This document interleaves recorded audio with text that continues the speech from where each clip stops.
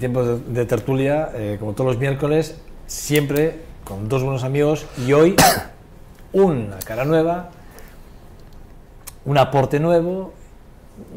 Les presento, Fernando Velasco, ¿qué tal estás? Muy bien, muy bien. Muy bien. Bueno, gracias por aceptar el reto. A vosotros. Importante. Por invitarme y bueno, pues a ver qué se puede aportar en esta tertulia, ¿no? Bueno, seguro que podrás aportar muchas cosas al lado de estos dos, que ya son viejos conocidos. Pachi Gómez, ¿qué tal Hola, estás? buenos días. ¿Toda la semana bien? Toda la semana bien. Bien. Héctor, buen día, ¿qué tal estás? Uno, muy bien. Te veo reflexivo ahí en el fondo.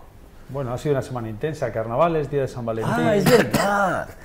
Además, mi buen amigo Aitor, si es que es verdad que tú además, tú eres de los que vives mucho el carnaval. Bueno, como casi como mucha otra gente. No, yo lo digo... El tema de ir a recibir los pinteros de Vitoria, eso es... Vi tus fotos en el Face, por cierto. Me sorprendió porque yo lo había olvidado y me hiciste recordar que efectivamente que llegan los pinteros de Vitoria. Es muy bonito, muy familiar. Está muy Qué bien. bueno.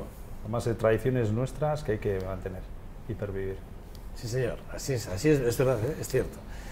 Las tradiciones de Gasteiz siempre... Yo soy de los que hacen una apuesta siempre muy importante en este sentido por el patrimonio y ese tipo de cosas, pero bueno, ya me conocéis. Bueno, a los tres, gracias por hacer esta Granote en la Cual, que es donde nos ubicamos absolutamente todos los días, desde que arrancamos ya en noviembre, a finales de noviembre, este programa. Bueno, pues aquí en el Granote en la Cual, que siempre les digo lo mismo, les invitamos, pueden venirse a tomar un cafetito con nosotros si les apetece, estar y departir con nuestros contertulianos o invitados. Todos aquellos que pasen por aquí, pues eso, que estén invitados. Bueno, yo os proponía ayer dos temas para hablar. Los dos yo creo que son temas de máxima actualidad, ¿no? Y depende cómo lo veamos, de máxima o de o más allá, ¿no? Porque cuando hablamos de dinero público, hablamos de empresas, hablamos de... Bueno, y el tema es que ayer la consejera de Desarrollo Económico, Arantxa Tapia, hablando del proyecto Hiriko, hablando del coche eléctrico que se quiso poner en marcha en Vitoria, ese proyecto fallido, vino a decir en una rueda de prensa, en unas declaraciones que hizo, que el ejecutivo de Urkullu no veía indicios de mal uso de los 2,6 millones de euros que se fueron destinados al proyecto del coche eléctrico Hiriko. Y además aportó y dijo cómo habían quedado esas ayudas y qué se había conseguido con esas ayudas. La verdad es que cuando menos a uno le sorprende, ¿no?, que cómo está judicializado el asunto, ¿no?, y cómo el Ejecutivo, bueno, ha dicho que hay que ver exactamente si hay delitos o no, pero bueno, en principio los proyectos están presentados y la justificación económica están presentadas. Bueno, no sé qué, por ejemplo, vas a empezar con... Empiezas primero, el último en llegar y... Sí, bueno, es para que...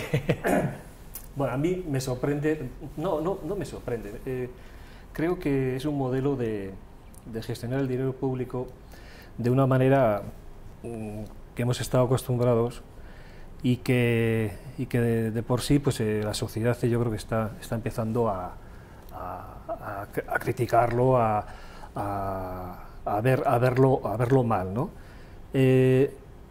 Me sorprende que salga Erkoreka, que salga la consejera, diciendo que ellos pues, sí, han invertido un dinero público, 2.600.000, 2.800.000, pero que bueno, que ellos están satisfechos. Nunca se puede estar satisfechos de un proyecto donde no ha salido nada y hay 18 millones que no sabemos dónde están.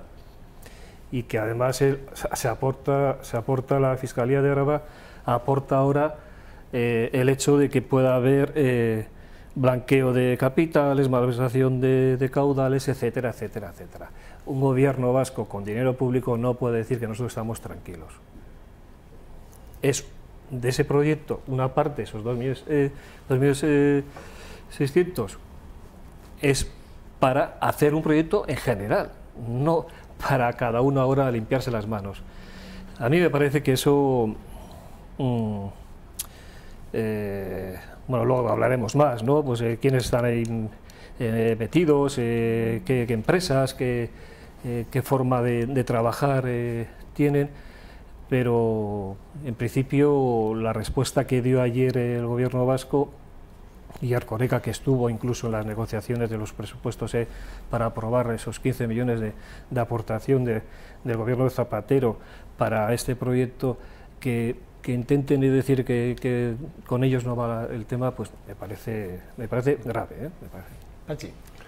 Bueno, yo creo que el proyecto Hiriko al final fue un juego, yo creo que realmente jugamos o se jugó al desarrollo de un vehículo que quería hacerse desde un I+D vasco, con proveedores vascos, aunque realmente luego la tecnología mucha venía de la zona de Estados Unidos y por ahí, bueno, convenios que tenían con empresas y tal.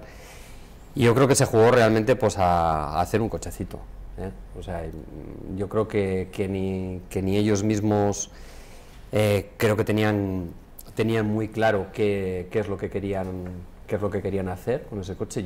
Tuvimos nosotros la ocasión de hacer el primer catálogo que se hizo de publicidad de Hiriko, y nosotros tuvimos cosas con ellos y contactos, y la verdad que yo lo que recuerdo de aquella época es que no estaba muy claro perfilado el proyecto, si iba a ser un coche que se iba a realizar para la utilización de las personas normales, si iba a ser un coche que se iba a utilizar con puntos de recarga, una especie de movilidad, Smart City en la ciudad. Tampoco tenían muy claro, o sea, yo desde un principio lo veía como muy raro, ¿no?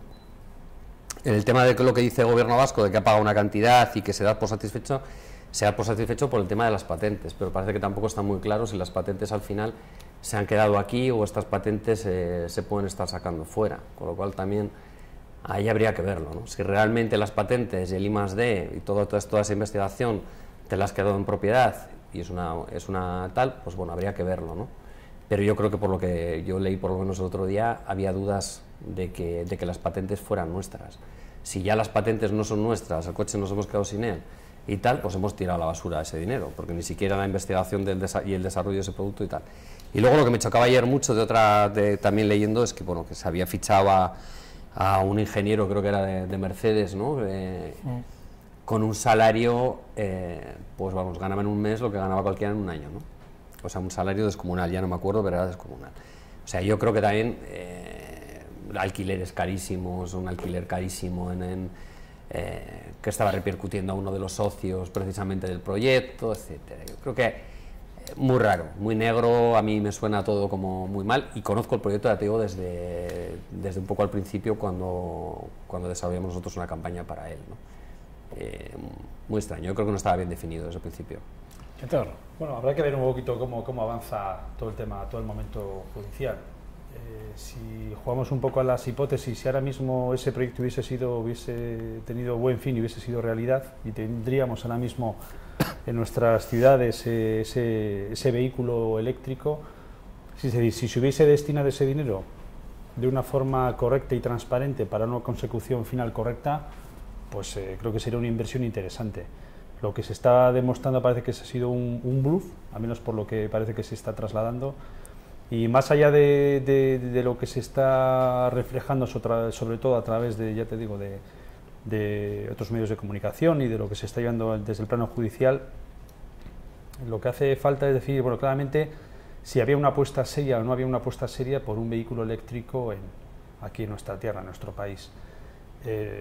Creo que con todo el tema de los vehículos eléctricos, energías renovables, creo que muchas veces desde el ámbito político se juega a los grandes titulares y hay que apostar seriamente por cambiar el sistema que tenemos ahora mismo. Si es una apuesta seria, yo recuerdo en el 2012 creo que fue, en el Green Business Europe que organizaban desde AGEVAS, que se organizó en Europa, se trajo un ejemplo de vehículo eléctrico que venía a demostrarnos algo muy sencillo. Resulta que vehículos eléctricos tenemos ya desde hace muchísimos años en campos de golf, y que están demostrando que son súper útiles para lo que significa, para ese desplazamiento de corto, etcétera, etcétera.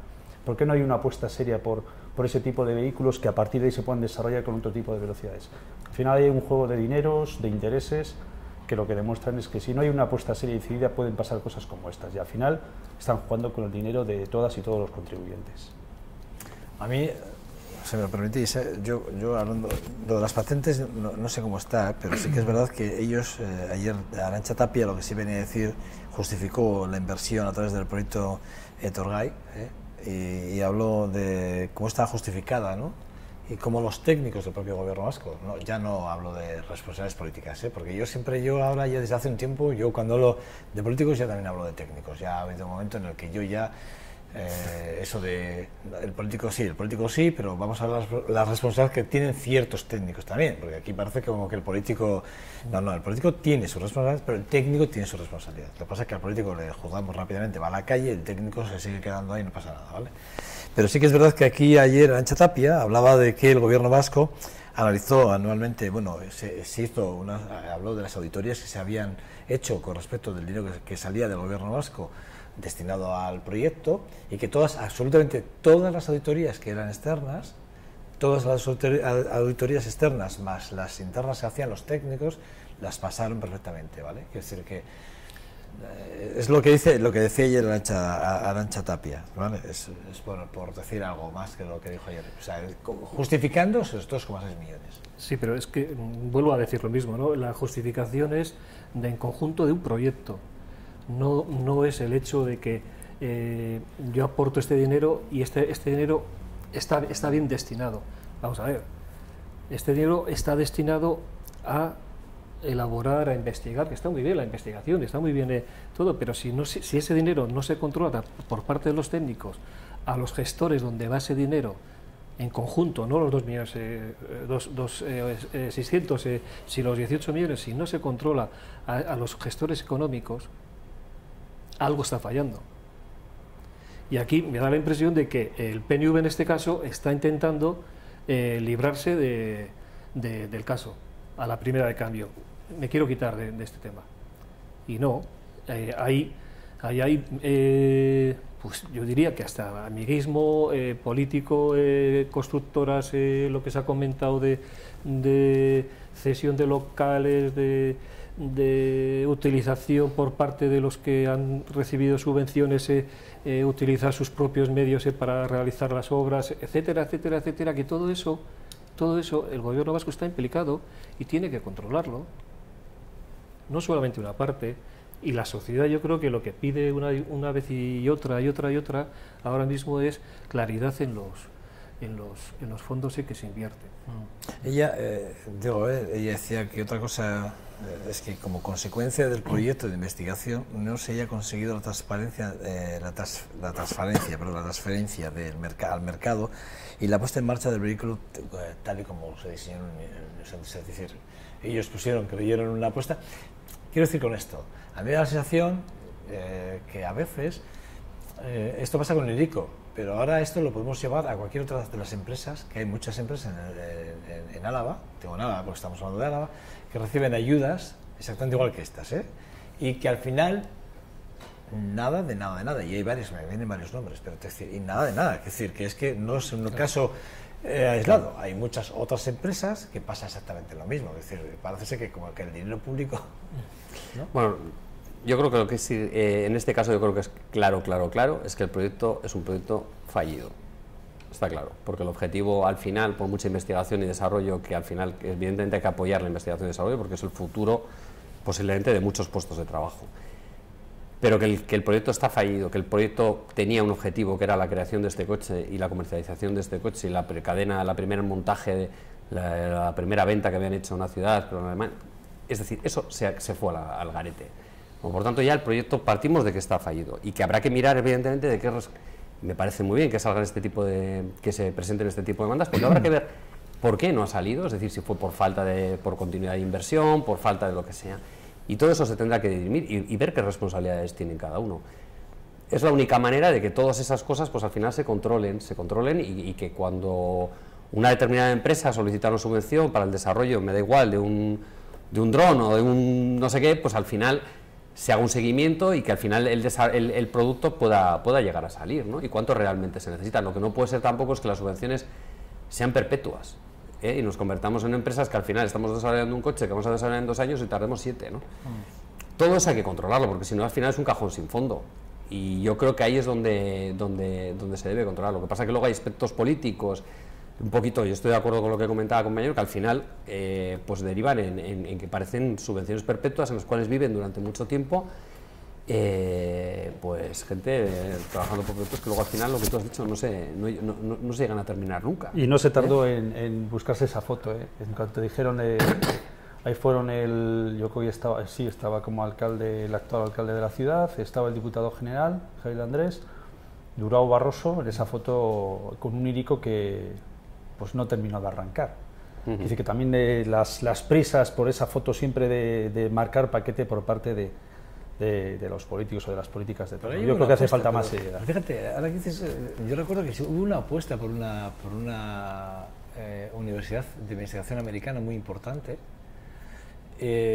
por el proyecto. De hecho, parte de la ingeniería que se hacía se hizo en Estados Unidos, en Massachusetts, efectivamente. Quiero decir que el proyecto en sí no venía avalada simplemente por un tío que tenía una idea. No, había un proyecto muy serio detrás. Es decir, había gente muy importante detrás, gente que hoy en día trabajan para las grandes multinacionales del motor, cuidado, ¿eh? Sí. O sea, y que avalaron el proyecto, que no se nos olvide esto, ¿eh?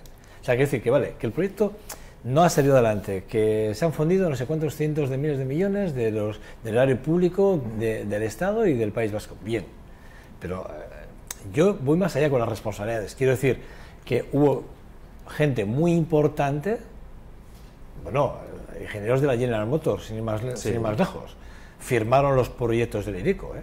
Sí, hubo muchos becarios también que vinieron, incluso ingenieros que estuvieron becados. Se daban clases de formación aquí internacionales importantes. A nivel internacional. Y luego desarrollaron, en I+D desarrollaron cosas también que eran interesantes. Yo me acuerdo que comentando con uno de ellos y tal, pues una de las características que tenía el vehículo, pues al final es que llevaba 4 motores. Llevaban motores, el vehículo se medía con las 4 ruedas, cada una de ellas llevaba su motor tal. Es decir, al final, evidentemente, si todo ese desarrollo de funcionamiento, que eso debía ser algo complejísimo, por lo que comentaban, además por los radios que tenía de giro y tal, unas historias rarísimas, si todo eso al final, el desarrollo de esa ingeniería, pues al final eso se puede aplicar a otro, esa patente se puede estar aplicando a otro, pues tendrá un valor y eso será un valor añadido si lo has patentado o lo tienes ahí hecho. Yo lo que digo es que al final, pues eso, lo que puedo decir de Hiriko es que al final yo no lo veía muy claro, era el final. Yo creo que sí sirvió como investigación, como desarrollo de algo, como gente que estuvo trabajando muy seria y multinacionales que estuvieron ahí, pero el final, es decir, cómo se iba a comercializar, cómo se iba a hacer, que es un poco lo que te he comentado, que al final estuvimos nosotros un poco ahí con el tema, pues no lo llegué nunca a ver claro. Yo creo que había verdaderos bandazos. Y luego partieron de un coche que en un principio era determinado, luego quisieron hacer con otras plazas más, luego tal. Yo creo que se les fue un poco la cabeza en el desarrollo del coche. Bueno, aquí está algún apunte más en esto rápido, muy rápido. No, a mí me gustaría saber cómo ha quedado el tema en el campo de investigación. Yo hasta eso también yo creo que igual yo hasta donde sé, yo creo que las patentes, hasta donde yo llego a alcanzar ayer indagando, sé que las patentes sí parece que hay alguna duda, pero parece ser que el gobierno vasco lo tiene más claro que nadie. Parece ser que el gobierno vasco pagó las patentes y creo que están en manos lo van a decir en breve, pero me da la sensación que van los tiros por ahí, por eso las declaraciones de Arantxa Tapia. Puede estar justificado la inversión, yo creo también, sí. Hombre, y de los puestos de trabajo también que has creado, sí. No solamente es la investigación, al final tienes una serie de ingenieros, una serie de gente, hay formación, cursos, imagen, puede haber justificada parte de ese importe si al final te has quedado por lo menos con lo que has trabajado, ¿no? Yo lo veo así. Estamos hablando de trabajadores, de científicos, investigadores, pero desgraciadamente hay trabajadores, las trabajadoras de ahí que están ahora con demandas para recuperar parte de sus sueldos. Esa es otra de las realidades de este proyecto, ¿no? Que hay trabajadores que están en la calle. También alguna responsabilidad tendrá que haber. Seguro, ahí. sin lugar a dudas, tiene que haber alguna responsabilidad. Bueno, otro tema que os proponía ayer, y a mí me parece que es un tema que hay que valorarlo, porque hay dos declaraciones. Por un lado, ya sabéis que en el Congreso de los Diputados se ha pedido la comparecencia de Falciani, la funcionalista Falciani, bueno, pues se ha pedido la comparecencia de él, y la oposición, evidentemente ha dicho el Partido Popular, no la oposición pide la comparecencia y el Partido Popular ha dicho que ni hablar, que no hay comparecencia que valga. Es más, la frase que hizo ayer Ana Madrazo es: la oposición solo quiere enredar y hacer ruido político. Fijaros tú qué frase más lapidaria. Es decir, eso es una frase de estas, de las de vamos a guardarla y enmarcarla. O sea, y es curioso porque a la vez que salía esta noticia, el director de la agencia tributaria decía que de la lista Falciani, bueno, pues dice esto, la lista no es nada en comparación con todos los datos que tenemos al respecto de la lista Falciani. Este es el director general de la agencia tributaria. Quiere decir, que por un lado tenemos el gobierno queriendo, el Partido Popular en España, diciendo no, ¿por qué tal? ¿Por qué no? Que esto solo quiere enredar y hacer ruido. Enredar y hacer ruido. Hombre, querer conocer quiénes son esos que se han llevado el dinero de este país. Esto es hacer ruido. Bueno, Mira, no, yo creo que vivimos una sociedad desgraciadamente muy desigual, ¿no? Hoy es miércoles, el lunes estuve con Sato García, una persona que está muy implicada en las personas de sin techo y esto, ¿no? Y a raíz de una publicación en un medio escrito, pues de un reportaje que le hacían, pues me comentaba el hecho ese, ¿no? De que hay gente que vive en lonjas, en camarotes, malviviendo. Y la sociedad no es justa porque esas personas caminan, ¿no?, por la ciudad, pero hay otras personas que también caminan, que también son ciudadanos, y esos que tienen esas posibilidades económicas lo que hacen es llevarse el dinero. Y llevarse el dinero y hacer un fraude significa que no le estás ayudando a esa parte de la sociedad que está viviendo de esa manera tan desagradable. Hay una insolidaridad total. Por parte del Partido Popular, a mí no me extraña. No me extraña que el Partido Popular quiera no darle cancha al tema este. Estamos acostumbrados a los sobres Bs, a las obras en negro, pues bueno, pues eso está dentro de un concepto de hacer política de una manera determinada, ¿no? y de defraudar. Por lo tanto, en ese sentido no me parece extraño la postura del Partido Popular. Pero bueno, ya dentro de lo malo, pues también hay noticias, pues, por ejemplo, la Diputación de Guipúzcoa pues ha hecho los deberes, ha investigado a estas personas, ha investigado a más personas relacionadas pues de ese mundo de estas personas, y bueno, pues para este año, el año que viene y posteriores, pues habrá más recaudación en la Diputación, ¿no?, con impuestos de grandes fortunas. No se va a ir, se quedará en Guipúzcoa, y esa inversión será importante pues para obra social, etcétera, etcétera, ¿no? Dentro de lo que, por eso también, pues bueno, pues que las diputaciones hagan sus trabajos ahora, ¿no? Sí. Bueno, yo diría centrándonos un poco en la noticia, lo que has comentado tú, si nos vamos un poquito a la cronología, tendríamos de que en el año 2010 es cuando la agencia española, la agencia tributaria, tiene conocimiento de las personas que están en la lista. En el año 2010.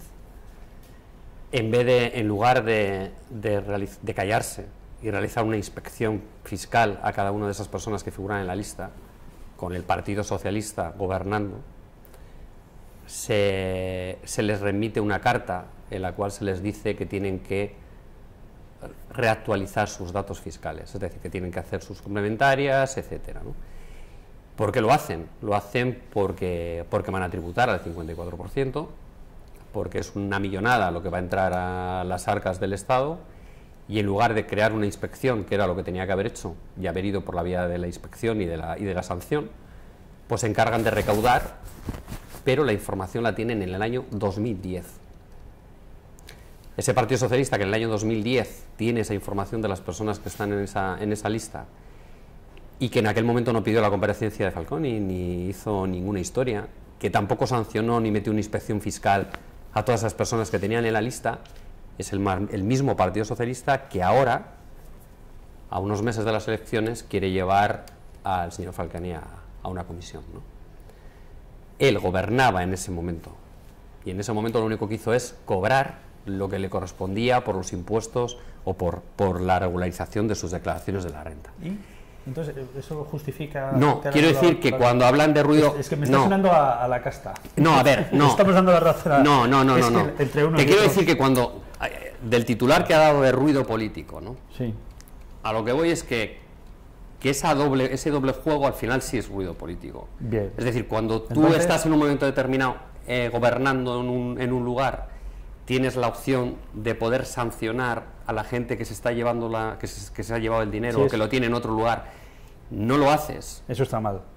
Está mal. Actúas de otra manera. ¿Y lo que está haciendo ahora el Partido Popular? Es que realmente, yo personalmente, yo no sé exactamente qué es lo que podría aportar, aparte de los datos que ya ha aportado, ¿no?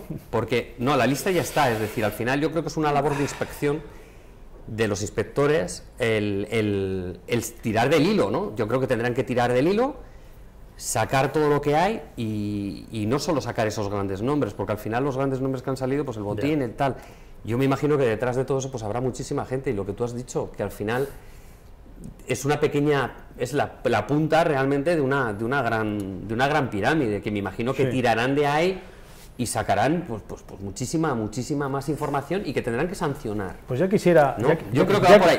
Yo me he referido a eso con el tema del ruido político. ¿Has dicho ruido? Joder, pues es que te choca, ¿no? Esa sensación de que no hago y sí hago, ¿no? Ya quisiera ver que quienes se preocupan de remover conciencias y señalar al pobre desgraciado o desgraciada que tenemos en nuestra sociedad, y que las está pasando canutas, y se les pone en el punto de mira desde el punto de vista de su nacionalidad, de su raza, de su cultura. Ya quisiera ver a esos que han promovido esas campañas que se preocuparan precisamente porque los de verdad están robando en este país, que son esta gentuza. Sí, sí. Cuando hablamos del IBEX, cuando hablamos de la lista Falciani, etcétera, etcétera, gente que es del Estado español, gente que es vasca, salieron nombres y apellidos. Recuerdo una intervención certera de don Julio Anguita. A pocas personas le pondré el tema del don, pero a Julio Anguita se lo pongo, de don Julio Anguita, y cómo nuevamente le azuzaron los sectores que precisamente defienden a todos esos de la lista Falciani. Ya basta de hipocresía. ¿Qué más me da que si el PSOE hizo una cosa, que si era el PP? Estamos dando... yo no defiendo para nada eso. Pero parece que estamos dando la razón, efectivamente. Es que es la casta. Entre ellos, pues bueno, como ni yo estoy, yo no estoy en la casta, y mi carné es el DNI que tengo, afortunadamente, y seguirá siendo por muchísimo tiempo, la ciudadanía, yo creo que estamos hartos ya de que nos roben y que nos tomen por idiotas. Es decir, lista Falciani, SICAF y todas las historias que se están llevando ahora mismo, que se lleven efectivamente al Congreso y que se hable con transparencia. Ya basta, porque yo no sé ni cómo estamos aguantando. Yo creo que además el fraude hay que perseguirlo desde el primer euro hasta los millones. Y hay partidos, Partido Popular y esto, que se centra más, y los partidos tradicionales se centran más en buscar el mosquito que hace fraude, que hay que perseguirlo, que al vampiro. Y esto, la sociedad también está harta. Hay formas de hacer otra fiscalidad. Entiendo que hay que ir al vampiro y al mosquito, pero al vampiro se saca a raíz de una investigación, de una lista pero si no sale esa lista, ¿se hubiese hecho algo con todas estas personas? Bueno, y las que habrá por ahí... Y las que habrá, porque esto representa un mínimo. Esto es un mínimo. Yo creo que estamos en una sociedad muy injusta. Yo puse un ejemplo hace poco, ya sabes que Christine Lagarde tenía la lista muchísimo antes que el gobierno de España, y que muchísimo antes. Y Christine Lagarde se la guardó y no dijo nada, ¿lo sabíais? Yo desconozco esa información. No, esto es hemeroteca, es muy sencilla. Sí, perfecto, vamos. Y es más, hubo muchos partidos en la Eurocámara que le pidieron la dimisión por ocultar esa información que era vital, importante. Tan importante y tan vital, que fijaros lo que hizo. Y además lo he contado ya varias veces, ya los que me siguen ya saben que lo he dicho varias veces, pero lo voy a repetir. Lo que hizo la tía fue así de sencillo. Cuando el gobierno anterior del señor Samaranch en Grecia entró, a le dijo, tengo unos nombres que te los paso de la gente que estás evadiendo dinero de tu país. Y se quedó como, ¿que tienes una lista? ¿Y tú? ¿De qué? Claro, el Samaranch se quedó como diciendo, y le pasó una lista de los griegos, de la gente en Grecia que está evadiendo impuestos en su país. Pero no lo digo, no, es que tengo una lista que me han pasado, que no sé cómo ha llegado a mis manos. Eso es la casta de la política en Europa, en España y en todos los sitios. Es decir, vamos a ver, que a mí que el Partido Popular diga que se oponga a dar claridad, por cualquier cosa montamos una comisión de investigación, cualquier cosita. Oye, bueno, si da igual, si encima la van a cobrar, si por ir a dedicarle un par de horicas a discutir allí y sacar 4 folios van a cobrar encima. ¿Qué más quieren? Ostras, lo que pasa es lo que decías tú también es cierto, estamos en un momento ahora mismo claramente electoral y da rabia y asco que se esté jugando de esa forma al decir y tú eres peor que yo porque tú cuando no lo hiciste, porque era... Y el ciudadano y la ciudadana que está viendo la tele, leyendo la prensa, escuchando la radio, dice, joder, es que de verdad, ya no puedo más. Es que es un hartazo. Yo creo que esto es un tema pues, técnico, es decir, que tiene realmente lo que tiene que haber cogido desde el primer momento que tuvo conocimiento en la hacienda pública de las personas que estaban ahí, haber realizado las labores de investigación, como se realiza desde en un procedimiento judicial, desde la Fiscalía, con silencio, con paso a paso, con poder tirar.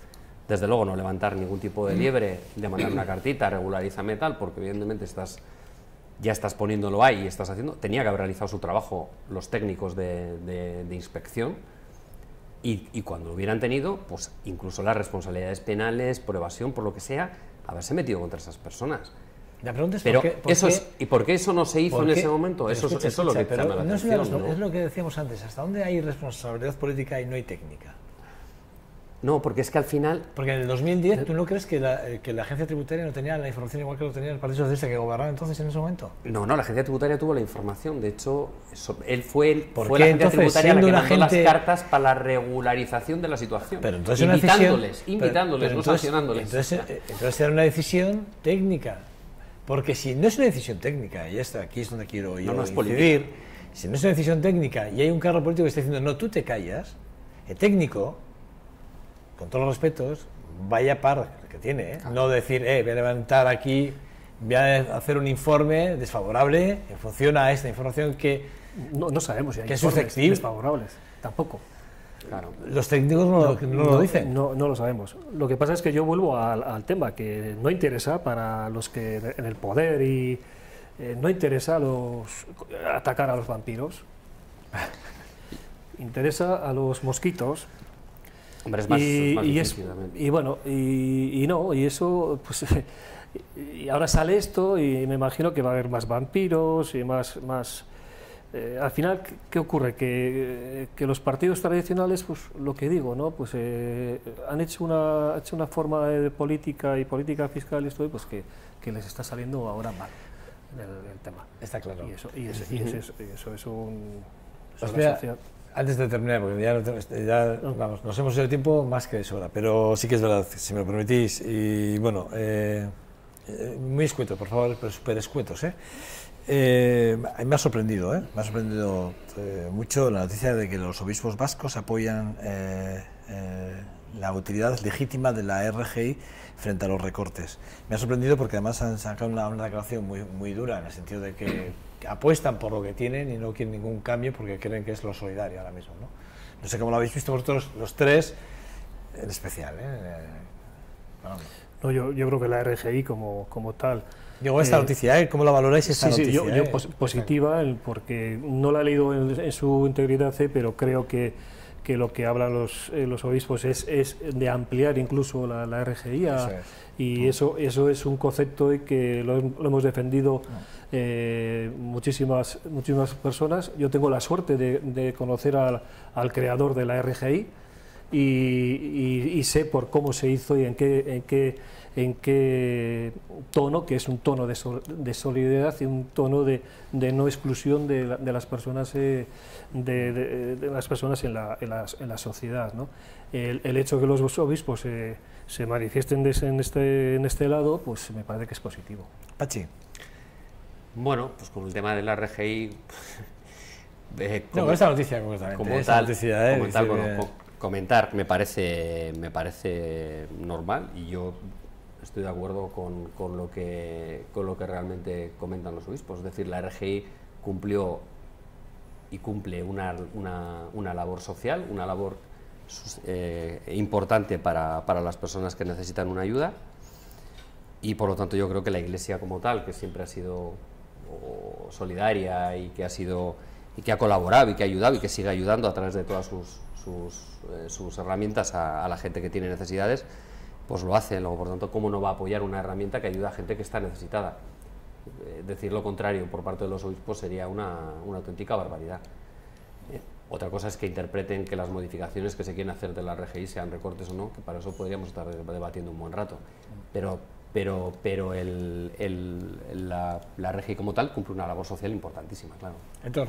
Un sistema que quisieran muchos países tener y que se envidia precisamente, y que es además una de las medidas que ayuda a que tengamos una convivencia social tan extraordinaria como la que tenemos en el País Vasco. Ya era hora que la Iglesia con mayúsculas, no la Iglesia con minúsculas, no, están los 4 estos, esa Iglesia... Sí, representan el máximo que sí. Esa Iglesia con minúsculas de gente que es cristiana, que se mueve en diferentes asociaciones, que está haciendo una labor espectacular, extraordinaria, a los más desfavorecidos, a las personas más desfavorecidas. Ya era hora que la Iglesia, la cúpula, diera ese paso. Yo, no, evidentemente, desde mi agnosticismo no suelo acudir a misa, alguna que otra vez por desgracia funerales o alguna otra circunstancia, y yo echaba de menos el poder escuchar ese tipo de proclamas y defensas de nuestra RGI, de nuestro sistema de renta de garantía de ingresos. Frente a lo que hemos comentado anteriormente, este es un sistema que desde luego nos tenemos que sentir muy orgullosos, con todas sus pequeñas deficiencias que puede tener, que son mínimas y que se tendrán que corregir, pero desde luego garantía para que el ser humano, me da igual del lugar que sea, pueda tirar hacia adelante. Digo, además, si me permitís, en un tono ya un poco más, ¿no? Una iglesia nada sospechosa, por cierto, nada sospechosa. Si me lo permitís, vale, es un... Bueno, ya sé que corréis, ya sé que algunos hacéis deportivo, tú ya sé que corres, ¿tú no corres? No, yo he hecho muchas instalaciones deportivas, pero correr poco.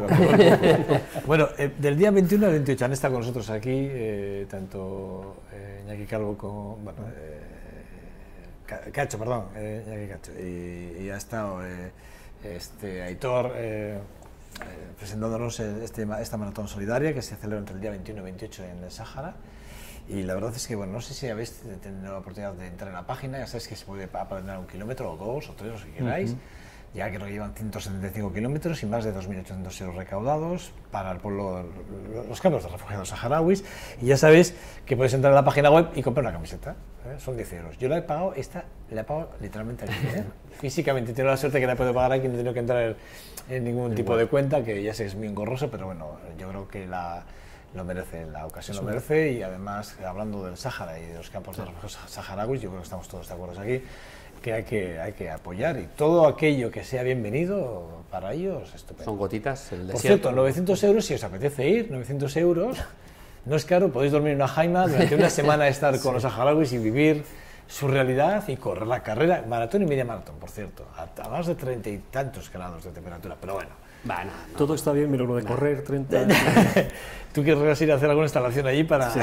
No nos da tiempo a prepararnos, no nos da tiempo. Bueno, que muchas gracias a ustedes. Fernando, bienvenido y hallado, y es tu casa, y a partir de ahora, todos los miércoles te espero aquí, junto con Pachi y con Aitor. Gracias a los tres. Gracias, Casco. Venga, nada, ustedes esperen 2 segundos, volvemos ahora mismo. Hasta ahora.